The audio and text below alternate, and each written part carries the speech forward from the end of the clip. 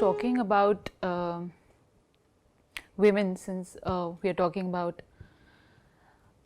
their area of pain in this case mostly, coming to workforce, when it comes to women, I've seen that again, taking a very close example, I do have a few women leaders in my family, and of course your friend circles, you do have them. I've seen women constantly negating their own situation, sense of leadership, in the sense that, like I was just telling him as well that, in Lean In, the book that was written by Sheryl Sandberg, the CEO of Facebook. So she had given this very beautiful example of, when a man is to be promoted versus a woman in the workforce, the man would be looked at for his potential, while the woman would be looked at for her past experience. How does she basically fare? And what happens is, women would, as far as raising their hands in the class, you'd see more of men. They are intelligent, great, that's a great company to have, but sometimes they're not even that amazing, but they always have this air of, you'll see in classes, while women, even if they might know the right answer, they would refrain from raising their hands. They would be absolutely plagued with self-doubt. So I've seen this across. I know, again, we are, if we talk about the macro sense, it is really, you transcend gender, right? There is no man, woman, nar, nari, nothing like that. But the whole point is that if you're talking like, ek pukta baat kare, if we're talking the level of, when I see everyday women around me, so I see across, whether they are young women, middle-aged women, whether they are elderly women, they would keep denying their own sense of ownership. At the same time, they have this fear of being called, tagged as, bossy, if they are able to maybe express themselves forthrightly or in a very, outright fashion. So again, I do understand the source you would come back to is, there are two aspects to it. Yeah. We must address both of them. One aspect is, she is not allowed to. The other aspect is, she thinks she does not need to raise her hand.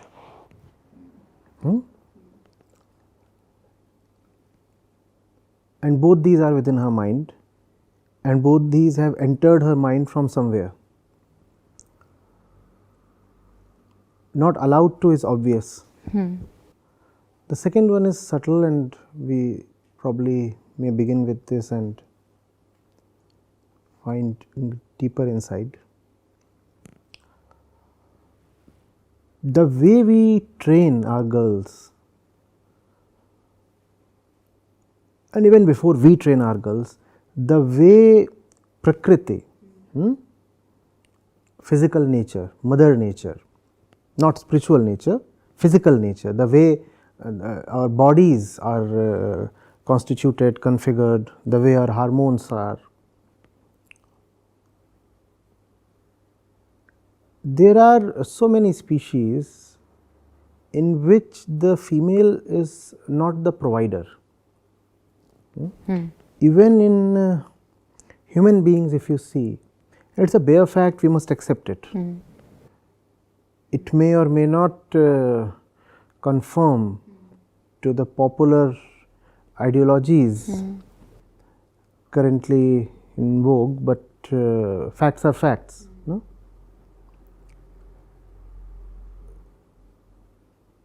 So the way the female is configured, biologically, she is supposed to be all right with spending a lot of time in the nest. Supposed to. Supposed to be, biologically. Not by way of consciousness, but by way of the body. This indicates a movement out of the nest. Do you see this? The girl is comfortably sitting in the classroom, and the body is the nest. What does this indicate? I want to break out of the nest. I want to break out the nest. The teacher asks something and I am saying, I know, or I want to ask, I want to inquiry. I want to inquire. Now, both knowledge and inquiry are not things of the body. They are things of the consciousness. Body wants neither knowledge and the body does not want to inquire. Even if the body seeks knowledge, all it wants knowledge of is things that are related to physical sustenance, right? The body, for example, will have very little interest in stuff like history or science. Yes, if somebody says, I have 2 slices of pizza, who wants it? Then the body will raise its hand. But if somebody is dealing with something else, then the body is not interested. Now the girl is born, and that's the way her body is already configured. And then how do we raise her and what do we teach her? Are we teaching her the way of consciousness or are we teaching her the way of the body? And you are teaching her the way of the body. Now how is it surprising that she does not want to participate much in the process of knowledge or inquiry?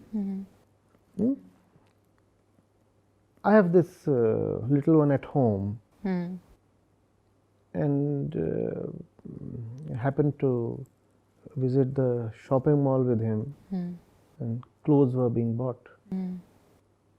So I noticed that even at that age, girls' apparels, little clothes, very this size, they were probably twice or thrice as expensive. Oh yes, as that of little boys. Yeah. That totally. What is the philosophy behind that? The philosophy behind that is that you are a girl and you must spend more of your resources towards your body. Money is a resource, right? Yes. So the boy can save the money for the books. The boy can save the money for the books. But you listen, you girl, if you have got 2,000 bucks, all of that 2,000 must go towards the dress. Now the boy can happily have the dress in 600 bucks and with the remaining 1,400 he can buy books or toys or something else, maybe a ticket to the museum, maybe a ticket to the adventure show or to the library. The girl is supposed to invest herself fully in her looks and her body and her cosmetics and all those things. Now that's the way the entire dispensation is raising her, right? And the same girl who was in that merchandise shop the previous evening goes to school the next morning and there she does not raise her hand. How do we find it surprising? That's an instance, it has to be taken in the due spirit. Yes. If we want to counter it, it's very easy to counter it. I expect some empathy when these examples are being rolled out, because one would make sense of them only if there is a certain listening. So these things are happening, even right now, nothing personal here, but I am wearing something close to black. You are wearing pink. Pink. That's true. I can't help it that pink is a color that attracts me. I am very attracted, like I really appreciate darker colors, but for serene moments I do choose lighter colors. But then again, why not purple, colors, right? Colors are just colors. I mean, they are wavelengths, right? But the fact is that firstly, pink is the color of the nest. Pink is the color of the newborn baby. Right. So Prakriti is already pushing you towards pink. And then what is the entire commercial dispensation doing? It's bombarding you with pink. You want to buy clothes. Half of the choices are just in pink, the other half in red, then the remaining ones in maybe white. Then remaining 10%, if you are very particular about diversity, you will get in other colors. So that's what is happening with the girls all the time. And you have to remember in all this that boys and girls are not born alike. We are born differently, and it is the responsibility of our parents and educators to rid us of our body identification.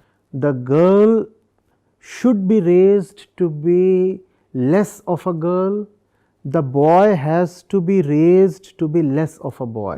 Beautiful. But instead of that happening, the girl is raised to become more of a girl and the boy becomes more of a boy. And in this, we must firstly acknowledge that equality is a very puerile myth. Girls and boys are different. Okay. But that difference, that inborn, that innate difference has to be very wisely, very creatively sublimated, dissolved, not amplified. We amplify that. We amplify that. So, what does the woman become? The woman becomes a hyper woman, the man becomes a hyper man. Profound. And then both of these exploit each other. So, in some sense, then the girl says, I do not need to raise my hand, because what will I do with knowledge? My role is to be the one in the nest.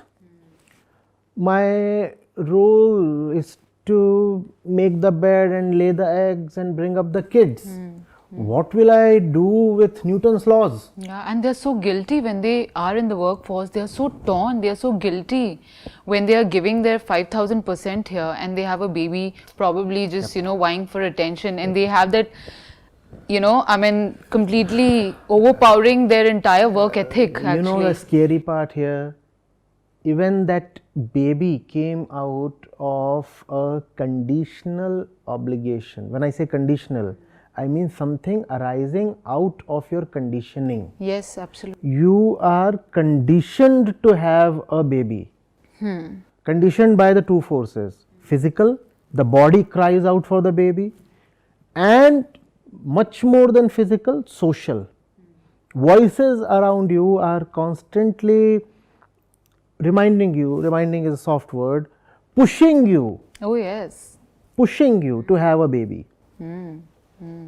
Like, I came back to my hometown after I don't know how many years, because have always been away, and no matter where I go, Tauji's place, Mausaji's place, everywhere, beta shadi kab karoge, beta, and it was the hottest topic. और पूरा खानदान ऐसे मुझे घेर कर बैठ जाएं. When you have no right purpose in your life, all that you have in your life is sex. If you are 65 now and you cannot physically ingratiate yourself with sex, then you want to intrude into the sexual lives of others, younger ones. So what do? You keep poking your nose in the matters of others. You keep asking others about their private matters and sexual lives. Otherwise, what does one mature adult have to do with these very, very personal decisions of another mature adult? Absolutely.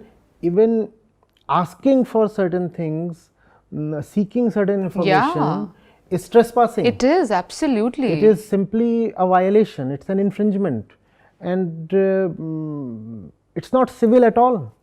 It's not civil. So if we are cultured people, there are certain questions we would never ask.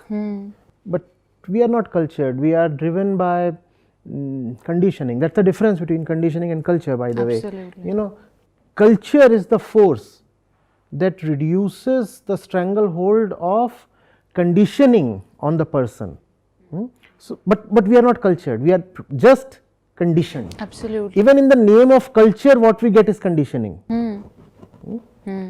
So that's what people are doing all the time, and that's. And it's so weird, because I tell them, you don't even know who I am, in the sense like who I am at my core. Correct. You don't know me. They do not know their own core. Who are you? Yeah, they do not know their own core. How will they know your core? And also, again, just to complete the story, the way we have narrated it so far, it appears that only the women are victims. The story is a bit different. Now you are indoctrinating the girl into that kind of a role. You stay in the nest and you Be look pretty and you raise the kids and all those things. She suffers, right? Because no person, male or female, is born to do that. She suffers, and then she would take the suffering out on the nearest person possible, and that person would either be the kids or the spouse. So it's not as if a man exploiting a woman would be in a happy space, not at all. The woman is as much of a person as a man is, and this person would avenge herself in ways direct or indirect, and that's going to happen. One of the ways of avenging herself is, now that you didn't allow me to be properly educated, you fetch me the money. Oh yes. And I'll burn the money. You were the one who restricted me to the house. The revenge life. So fine, I'll stay in the house, but I'll burn the money. So you bring me the money, and my job will be to shop. It hits home, Acharya ji. I've literally, you're literally. So this binge shopping. Yep. If you visit shopping malls during the weekdays, you'll hardly find any men. The men are all busy working. 80% of the crowd there is female. Now that is revenge shopping. You know. He's at the job, she's at the shop. Absolutely. Yes. Why didn't you allow me to be at the job? Weekend shopping is revenge shopping. Weekdays shopping. Weekend, the men are also pulled by the scruff into the mall. Oh yeah. You come along with me. Correct. And carry the bags. Yes. Yes. But weekdays, the men are all, you know. Yeah. I know I am terribly generalizing, but I hope something is coming out of it. I very well know that there are couples in which the woman is working and the man is sitting at home. True. All those things are there, I know. But this generalization is very deliberate, and it is to make a point. So excuse me this generalization, but it makes some sense. So that is what is happening. You know, you exploit someone, you cannot remain at peace after the exploitation or during the exploitation. Man exploits woman, the woman too is bound to exploit the man. It's not possible that one just plays the victim. The victim is because the victim has her own points of power. She's at the home, she controls the home, she has the kids are more affiliated to her. So there are several ways in which she can turn a few handles. It's not good for either of them. Not good for either of them. And what's the root cause? The root cause is not man. The root cause is all pervasive spiritual ignorance, which is turning the man into a man and a woman into a woman, which is not allowing either of them to realize their conscious nature. The woman is not supposed to be a woman. You have decked her up, turned her into a doll, and now one can't even talk to her as a person. You have to talk to her as a woman. And if you talk to her as a person, the terrible thing is the woman herself gets offended.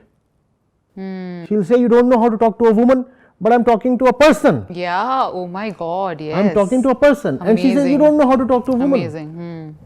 Now, what is this? If you are so steeped in your identity as a woman, how will you ever transcend yourself? Same with men, obviously. You console a man, after a while the man starts feeling awkward. Men are not supposed to be consoled, you know. So he'll say, okay, fine, I'm fine. He's not fine, obviously, but he doesn't want to be seen as a weakling. So I'm fine. So women should not proclaim, chivalry is dead, expecting the man to open the. Obviously. I mean, why would you just? You're just contradicting yourself, basically. The more women demand privileges for themselves, the more they are confining themselves to their womanhood. And if they are reinforcing their womanhood so much, then they are reinforcing their own prison.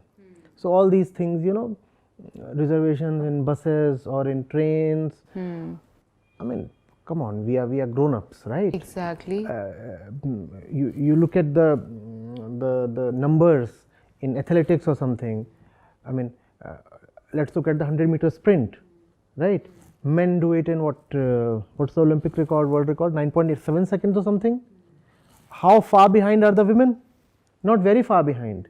So are modern, well-fed, well-bred, mature women really so physically weak that they require reserved seats in buses? That should not happen. And I'm not saying that as a man, I'm saying that as a well-wisher of all human beings. Because if you're doing that, that's bad for the woman and that's bad for the man. That's bad for everybody, right?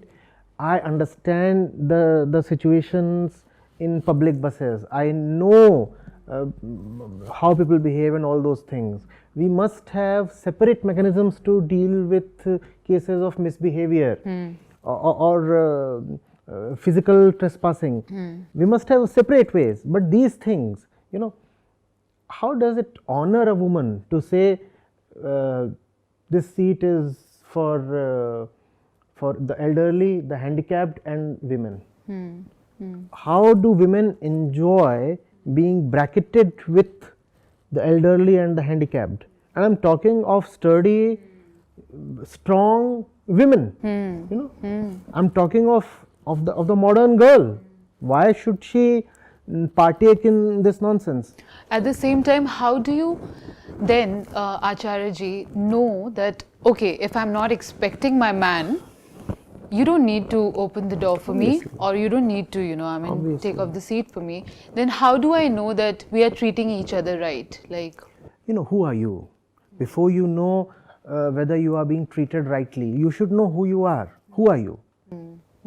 Are you a woman? Then you would try to be treated rightly in a womanly way. In a womanly way. But if you are that suffering old consciousness we have been talking of, then you would want a man who elevates your consciousness. Absolutely. And the man would then seek a woman or a man or anybody, even as a friend or as a teacher or as a companion or whatever. A barter system of...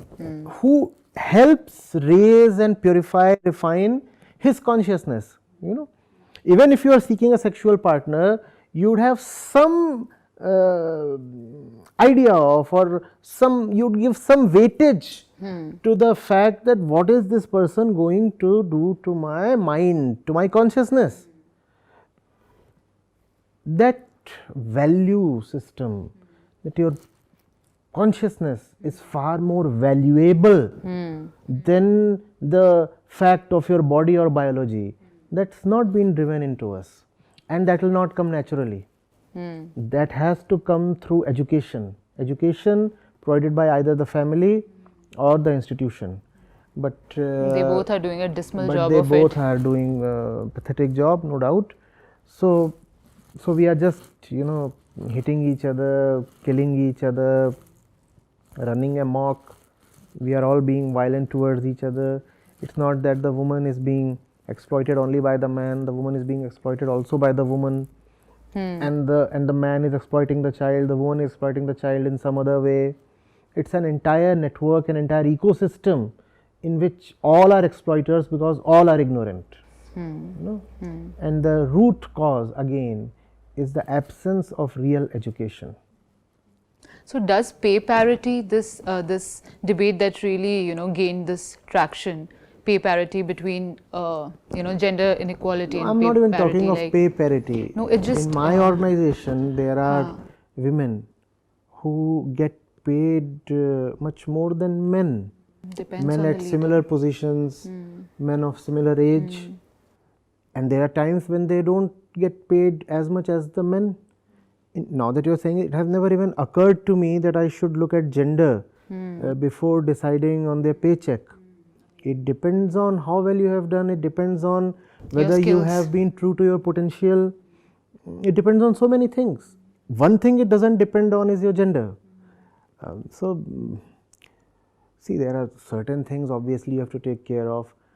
If a girl is working till late in the night, obviously given the social conditions, we will want to get her dropped back to her place. So that much the organization will ensure. Maybe if it's a male, we won't be that careful. We will say fine, pick up your vehicle and go on your own, and that's all right. Even if you have to travel up to the next city, say 40 kilometers, you will manage. So in that sense, obviously we too are partisan. We are biased towards the women when it comes to providing physical security and all. I think that's quite fair. But when it comes to assessment on how they are doing, gender is very irrelevant, and gender should be irrelevant. The scary part here is even the women want the gender to be relevant. Now that's not done. If they are not outrightly saying it, but they are acting in a way or representing themselves in a way that shrieks from the rooftops that you are seeking I'm a woman, that. so I deserve special consideration. You won't get it.